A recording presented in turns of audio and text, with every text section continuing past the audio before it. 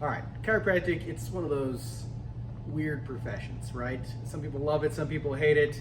It's been around now for over 127 years, so it's here to stay. But here's a little history on chiropractic. Founded by Palmer back in 1895, slapping someone on the back, hearing restored, we thought we had the cure for deafness. That's not how it worked. What we do know, though, is the brain and the central nervous system control all life, all functions of the human body. Heart beating, digesting food, a cut to heal in your arm, that's all through the central nervous system and your body talking through it back and forth. We know that that central nervous system is housed in the spine. And so once they developed and understood those connections, we start seeing people going to the chiropractors back in the 20s, 30s, 40s, and 50s for things like breathing difficulties, constipation, immune system issues. Not what we commonly see people going to chiropractors to today for. Nowadays, we see a lot of people headaches, neck pain, low back pain, numbness and tingling, sciatic pain after motor vehicle accidents. And certainly we can help people with those type of issues. But the cool stuff is when we start seeing people under regular chiropractic care and they have less allergies. Their GI systems work better. We start to see women who are unable to conceive a child get pregnant. And it's something that we get to see every single year. I mean, in practice, we see one of those cases, and it's amazing. But it's not a special adjustment. It's all about the nervous system. Taking stress by using these spinal bones as buttons and levers, taking stress off of those nerves and off of that nervous system, so there's a better communication from the body to that part, or the brain to that part of the body, and vice versa, right? So when that head starts shifting forward, or you have the high shoulder, or you're always crossing the legs, that's going to interfere with that central nervous system and the communication, kind of like the mouth interfere with communication. This done over time leads to dis-ease and eventually disease, even death of that part of the body, right? The eccentric geniuses that founded and developed chiropractic, both Dee and B.J. Palmer, really dove into the science, did a lot of research, and found that by, again, taking stress off of that central nervous system, we as humans have the best ability to reach our full God-given potential. Hello guys, so the first lady of chiropractic, Mabel Palmer. She became a DC in 1905.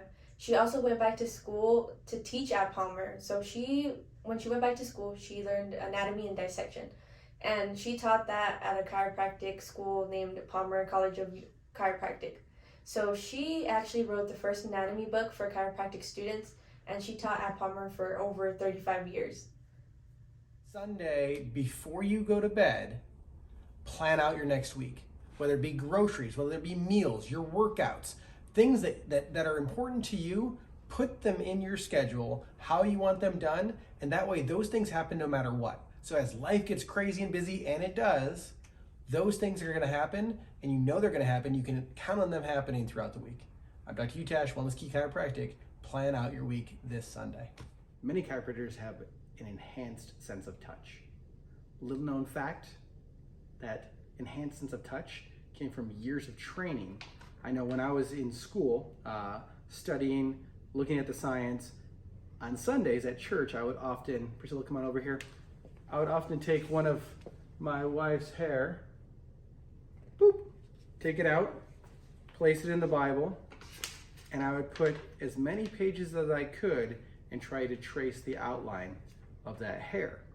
This really gave me a great sense of touch, and that's why you see some of the chiropractors that have been around for 30, 40, 50, 60 years just have an almost superhuman ability to kind of touch the spine and see where that spine is shifted out of position, putting stress on those nerves. Everyone knows that chiropractic can help people with things like headaches, neck pain, numbness, tingling, and back pain, right? We do it every single day. A lot of people don't realize that a good chunk of chiropractic's business 40, 50, 60 years ago was actually for organic complaints. Case in point, my uncle, raised in a very poor family in a rural area in Michigan. When he had breathing difficulties, kind of like asthma, they actually sent him to a chiropractor to help restore his breathing function.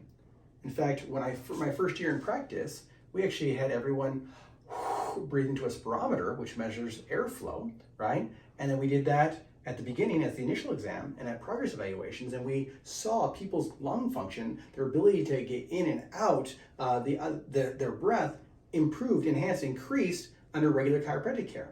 Now, why would this happen, right? I thought it was just about backs and necks and headaches.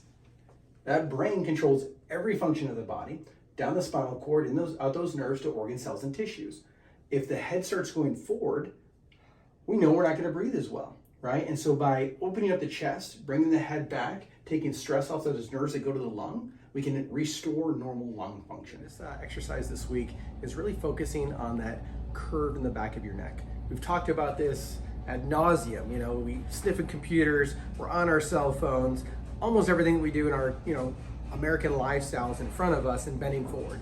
Every inch that head goes forward, 10 extra pounds of stress on that neck, it degenerates, it decays, you have arthritis faster, obviously the neck pain, the numbness and tingling that comes from that. So here's a simple exercise that you can do anywhere, and for our patients, it's fantastic to do on the Vibe platforms afterwards. So all you need is your hand and your neck. Thumb in front of you, right in the dead center of you. You're looking at it with your eyes, and you're gonna follow it with your head. I'll show you this in profile here. Follow that thumb. No, this is not a sobriety test.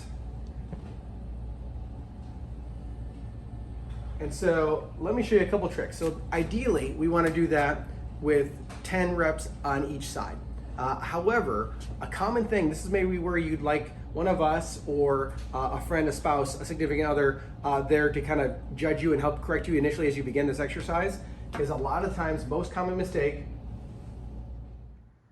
is putting coconut oil in your nose, right? And so this sounds weird, it sounds disgusting, and it is if you don't wash your hands, but if you take some of that coconut oil and you just kind of lube the inside of your nose holes there, the nostrils, it really kind of coats the areas that are raw and maybe irritated, and it adds an extra layer of protection. So if you know you're gonna be playing outside and it's windy, or you're gonna go to a grassy area where things are blossoming and blooming, coconut oil in the nose is a fantastic resource.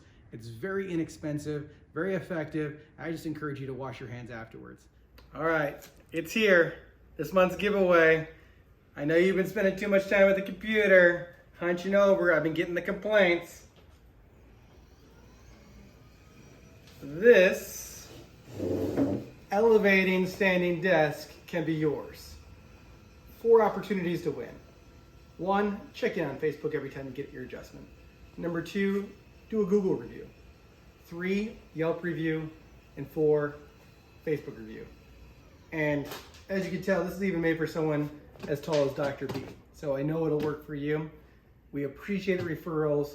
Check in, give us a 5-star review, refer your friends. We take care of them. We certainly appreciate it. And then at the end of October, we'll be drawing your name or someone's name to win the standing desk.